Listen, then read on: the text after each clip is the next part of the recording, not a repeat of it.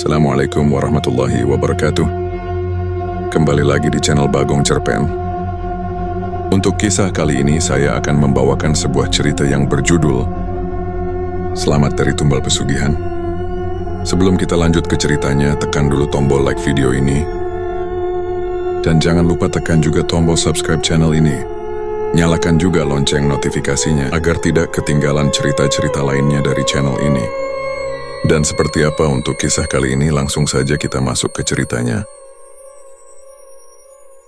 Kehidupan keluarga Akila berubah secara drastis dalam waktu singkat. Ayahnya yang sebelumnya bekerja sebagai petani dengan penghasilan pas-pasan, tiba-tiba menjadi kaya raya setelah memenangkan lelang tanah besar dan membuka usaha kayu yang sukses. Kejayaan yang mendadak ini menjadi bahan pembicaraan di desa kecil mereka. Namun kebahagiaan itu tidak berlangsung lama. Pada suatu malam yang sunyi, Akila terbangun karena suara langkah berat di depan rumahnya. Ia mengintip melalui jendela dan melihat bayangan hitam tinggi dengan mata merah menyala berdiri di tengah halaman. Sosok itu tidak bergerak, tetapi Akila merasa pandangan makhluk tersebut menancap tepat ke matanya. Ketakutan membekukan tubuhnya, membuatnya sulit bernapas. Keesokan paginya, kakak laki-lakinya, Arya, ditemukan terbaring kaku di kamarnya.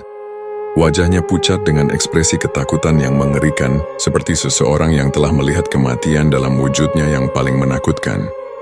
Tidak ada tanda-tanda cedera fisik, dan dokter desa hanya bisa menggelengkan kepala karena bingung. Arya dikuburkan dengan tergesa-gesa sesuai adat setempat. Setelah pemakaman, Akila mulai mendengar suara-suara aneh di dalam rumah, seperti bisikan halus yang memanggil namanya. Suara itu datang saat malam semakin larut, disertai bau busuk yang membuat perutnya mual.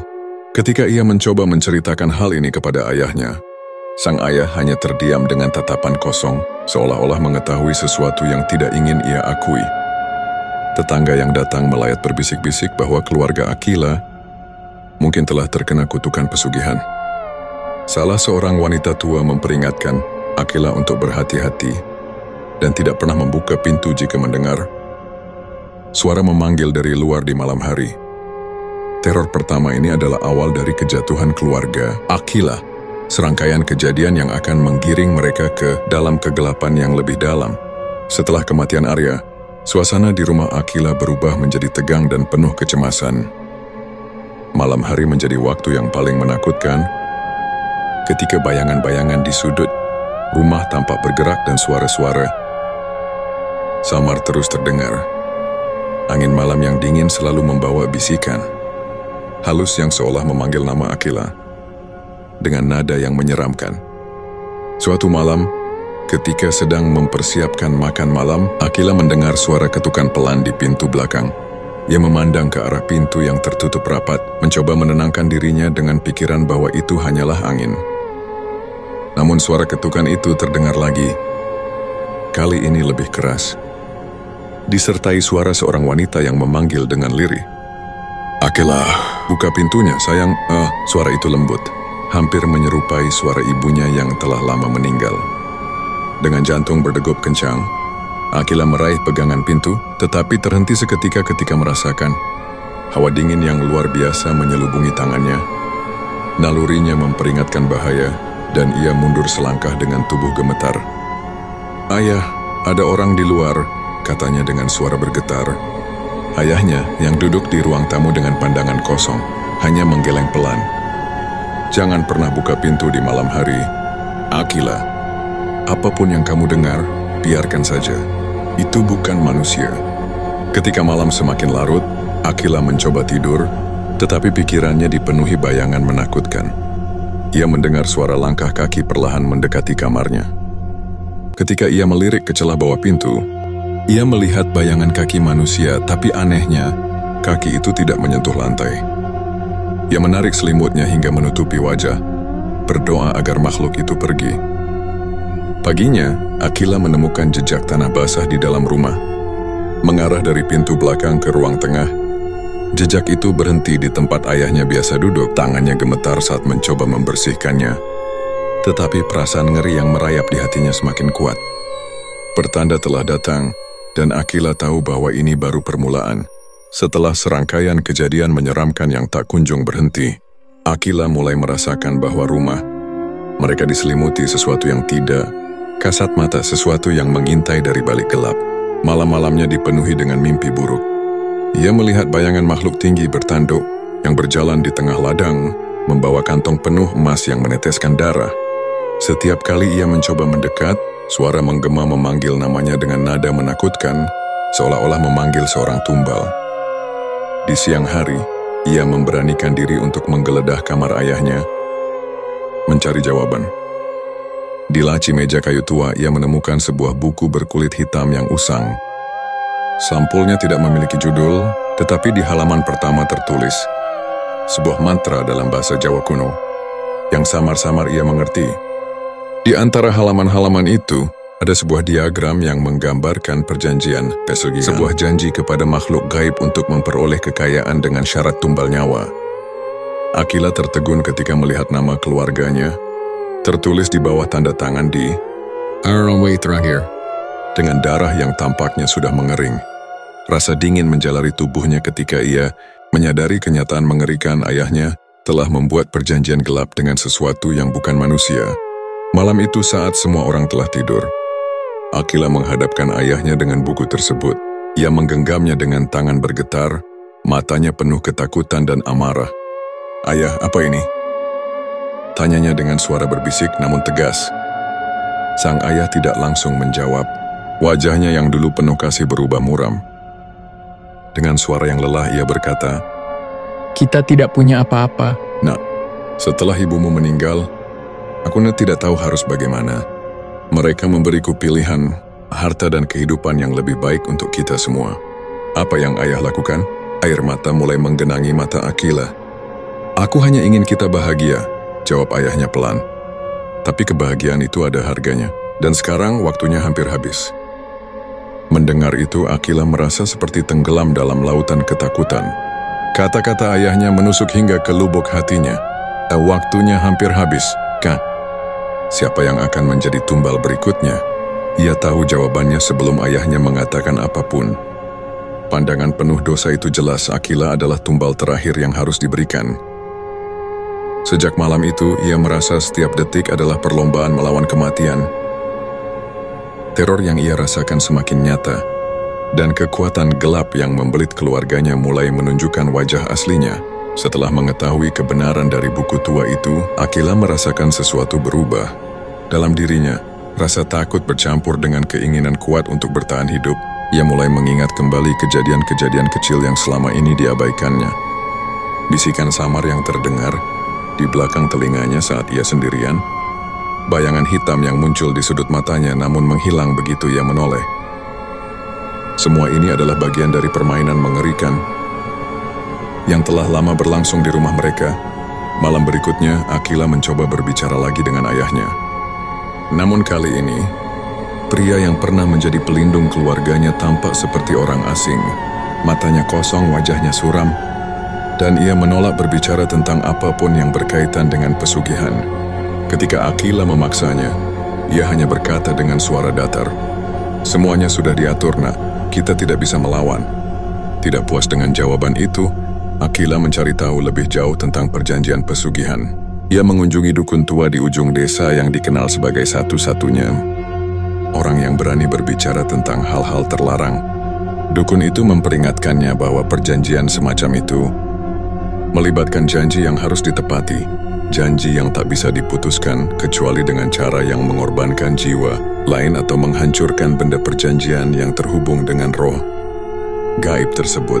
"Ada benda yang menjadi pengikat perjanjian itu," kata sang dukun dengan suara berbisik.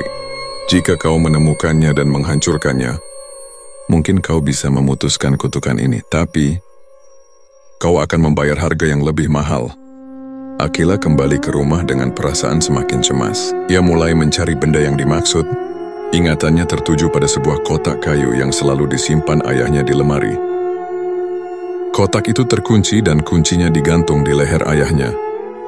Pada malam ketika ayahnya tertidur, ia mengambil kunci itu dengan hati-hati dan membuka kotak kayu tersebut.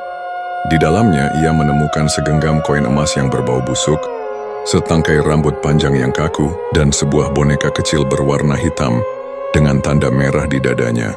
Ia menyadari bahwa boneka itulah yang menjadi medium perjanjian antara ayahnya dan kekuatan gelap. Dengan tangan gemetar, Akila mencengkeram boneka itu. Ia merasa seperti disentuh oleh tangan tak kasat mata, seolah-olah sesuatu menarik jiwanya keluar dari tubuh. Namun ia tahu bahwa menghancurkan benda itu adalah satu-satunya cara untuk membebaskan dirinya dari nasib mengerikan yang menantinya.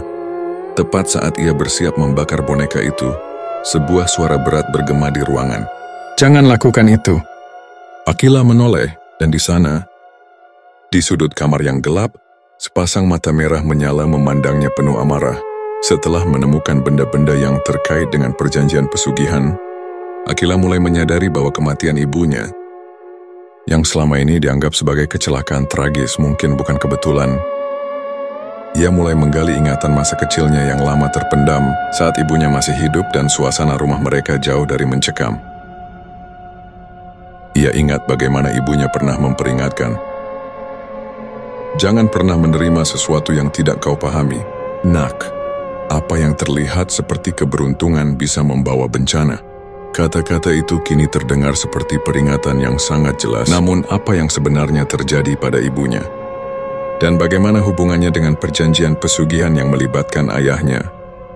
Akila memutuskan untuk kembali menemui dukun tua yang sebelumnya, memberikan petunjuk tentang perjanjian gelap. Ketika ia menceritakan kematian ibunya dan kecurigaannya, dukun itu terdiam lama sebelum akhirnya berbicara. "Ibumu tahu lebih banyak dari yang kau bayangkan." Dia mencoba menghentikan perjanjian itu tapi gagal.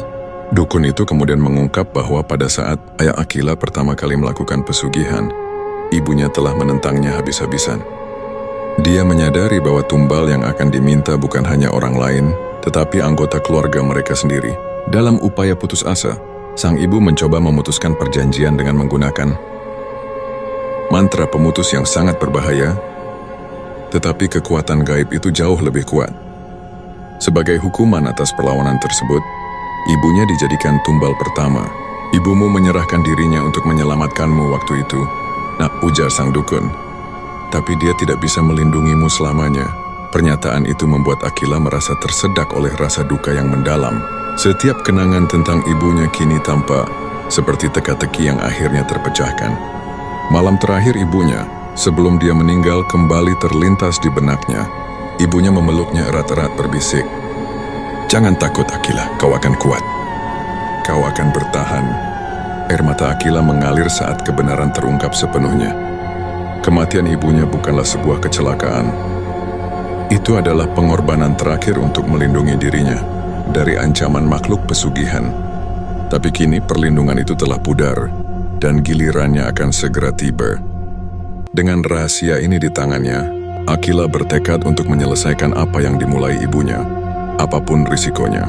Ia tahu bahwa tidak ada jalan kembali, dan waktu untuk melawan telah tiba.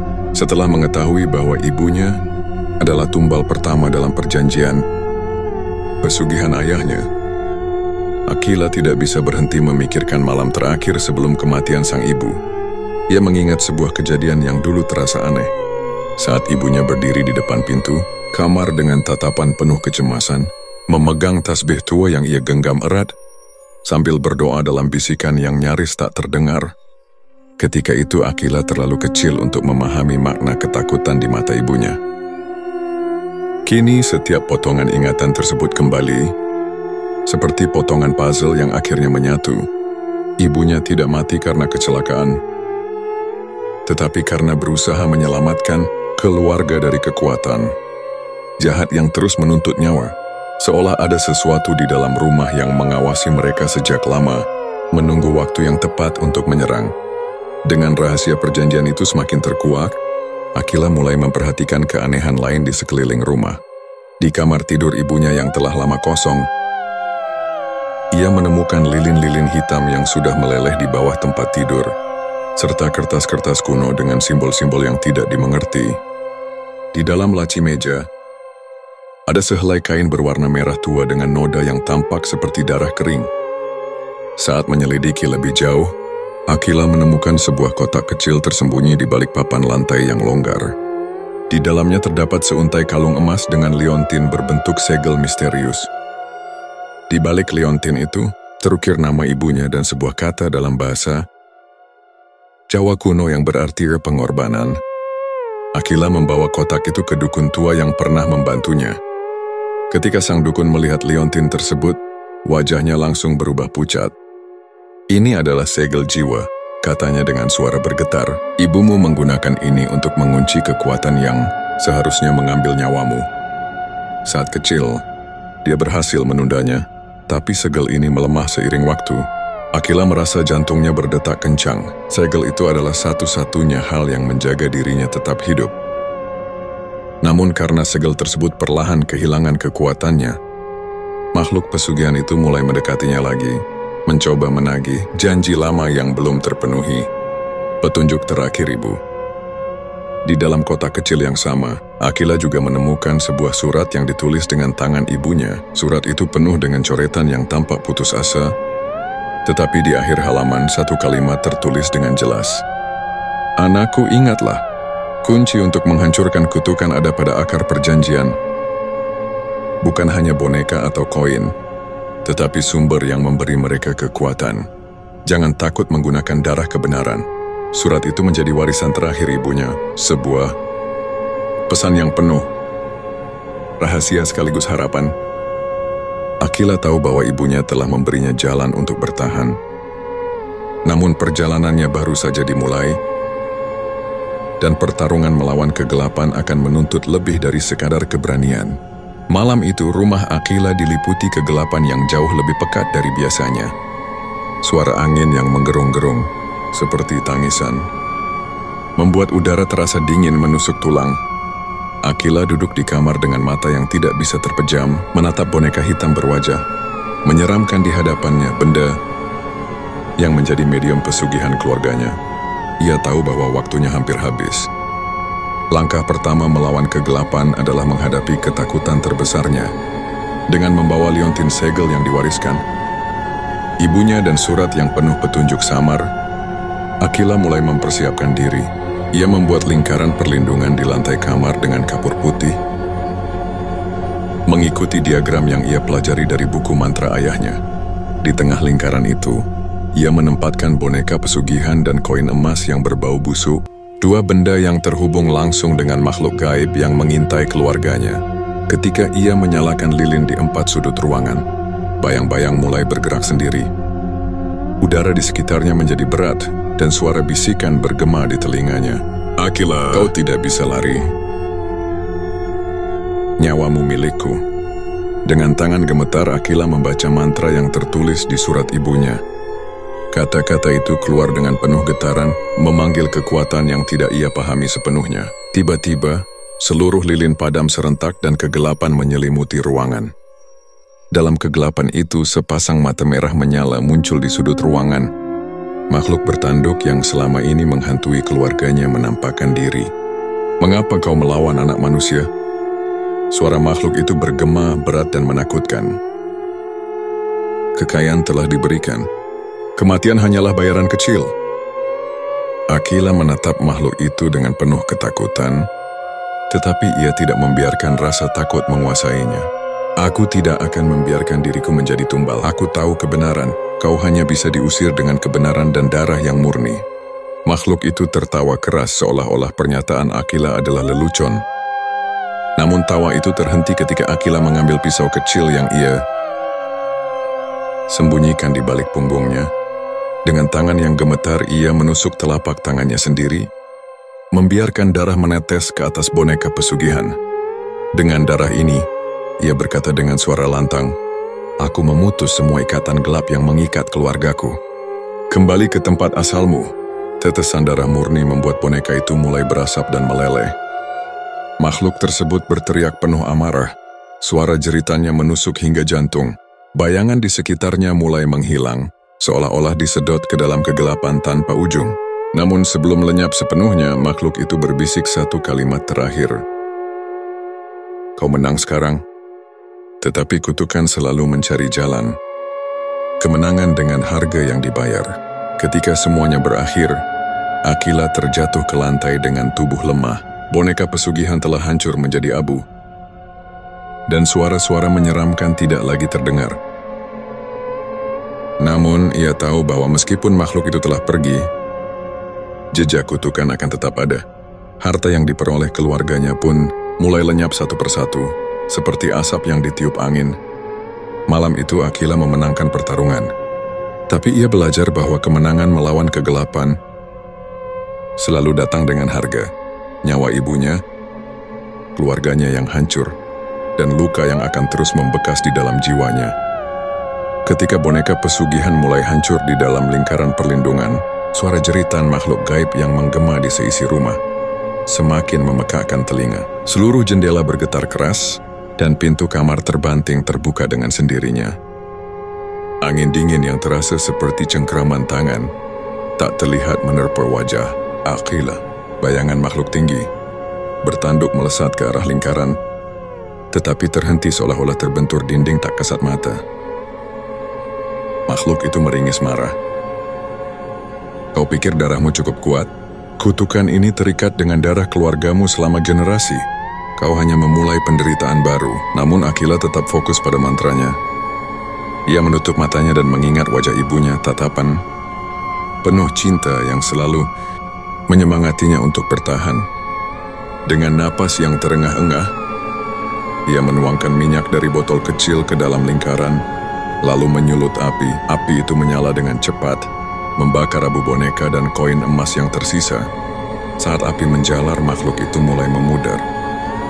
Namun dengan sisa kekuatannya, ia menyatukan bayangan-bayangan yang mengelilingi Akila, menciptakan sosok menyerupai Arya, kakaknya yang telah mati. Sosok itu menatap Akila dengan mata kosong yang dipenuhi tangisan darah. "Akila, mengapa kau meninggalkanku?" katanya dengan suara yang penuh kepedihan. Akila menjerit, tetapi ia tahu bahwa itu hanya tipu daya. Dengan air mata mengalir di wajahnya, ia mengangkat liontin segel ibunya dan mencengkeramnya erat. "Kau bukan kakakku. Kau hanya bayangan dari kematian yang ingin mencuri hidupku." Ia mengayunkan liontin itu ke arah sosok bayangan, dan suara retakan keras terdengar.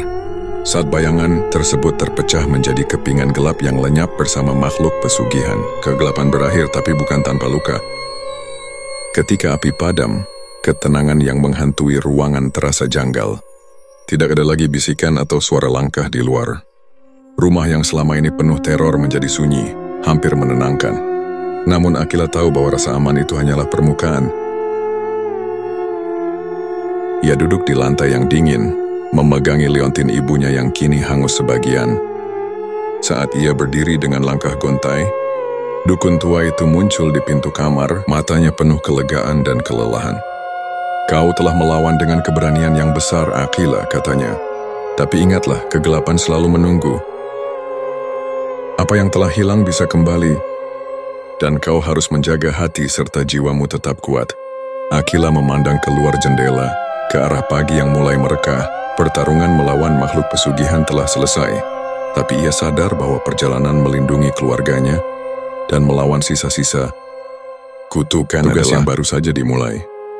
Ia tidak akan pernah menyerah untuk keluarganya dan untuk jiwa yang telah berkorban demi hidupnya. Ketika pagi menjelang, Akila merasa lega meskipun tubuhnya lemah dan pikirannya masih dihantui bayang-bayang kegelapan. Ia percaya bahwa pertarungannya sudah selesai. Namun rasa aman itu hanya bertahan sesaat. Saat ia melangkah keluar dari kamar dan menuju ruang tamu, ia menemukan ayahnya duduk di kursi, menatap lurus ke depan dengan tatapan kosong yang dingin. Wajahnya tidak lagi menampakkan penyesalan, tetapi malah penuh dengan sesuatu yang lebih gelap, keinginan yang belum terpenuhi. "Ayah," bisik Akila dengan suara bergetar. "Semuanya sudah berakhir. Aku menghancurkan boneka itu. Kita bebas." Ayahnya tersenyum kecil, tetapi senyuman itu penuh dengan sesuatu yang menyeramkan. "Kau memang berani, Nak," katanya pelan. "Tapi kau masih belum mengerti. Tidak ada kebebasan tanpa pengorbanan terakhir, dan aku sudah memilih." Kata-kata itu membuat darah Akila membeku. Ia mundur selangkah, napasnya memburu.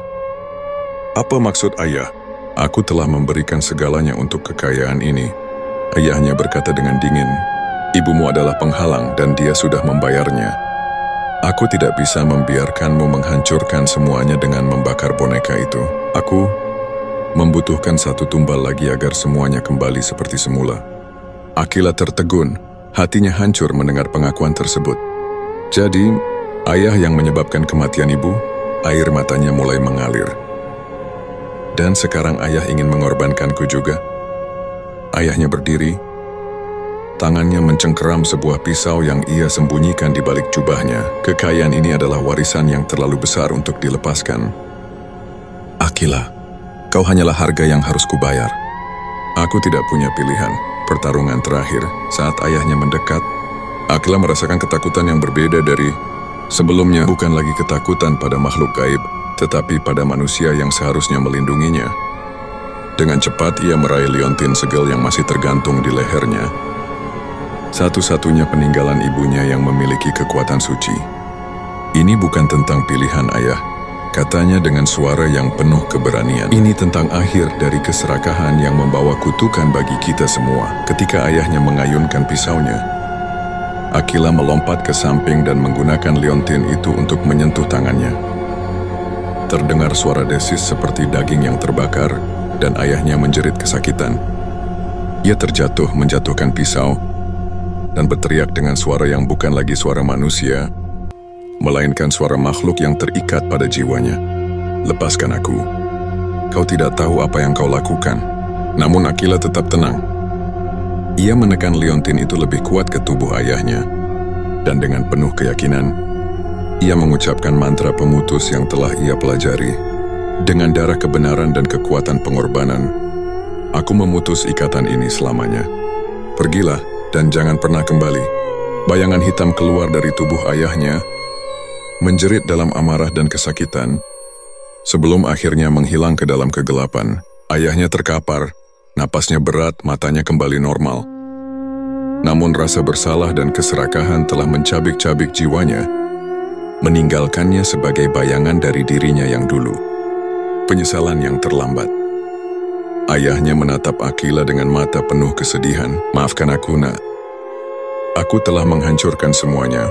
Akila hanya diam, hatinya penuh luka yang tak bisa sembuh begitu saja.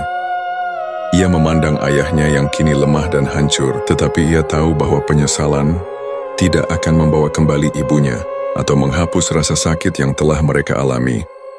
Malam itu, meskipun kegelapan telah pergi, Akila sadar bahwa bekas luka pengkhianatan ayahnya akan selalu ada.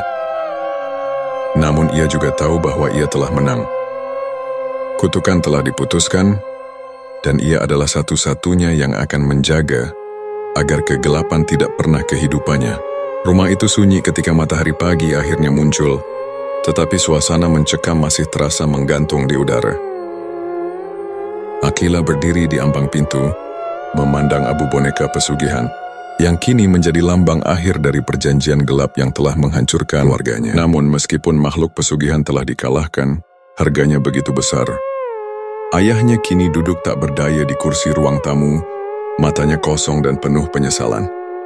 Tubuhnya lemah, bukan hanya karena pertarungan malam itu, tetapi karena jiwanya telah tergerogoti oleh keserakahan selama bertahun-tahun. Kekayaan yang pernah mereka miliki perlahan memudar.